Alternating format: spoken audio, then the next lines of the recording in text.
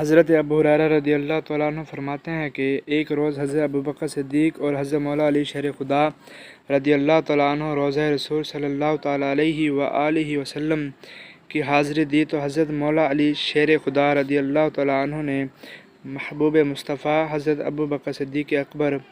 رضی اللہ تعالیٰ عنہ کو کہا کہ آپ آگے ہوں اور روضہ اقدس صلی اللہ تعالیٰ علیہ وسلم کا دروازہ کھولے۔ حضرت ابوبکر صدیق اکبر رضی اللہ تعالیٰ عنہ نے فرمایا،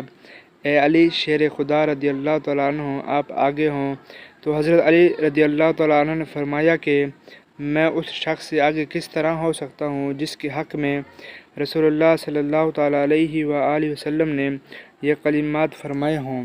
یعنی جس وقت قیامت کا دن ہوگا، جنت کا رضوان فرشتہ جنت دوزخ کی کنجیاں لے کے آئے گا اور کہے گا، اے ابوبکر رضی اللہ تعالیٰ عنہ، اللہ تعالیٰ تم کو سلام کہتا ہے اور فرماتا ہے یہ جنت اور دوزخ کی کنجیاں ہیں،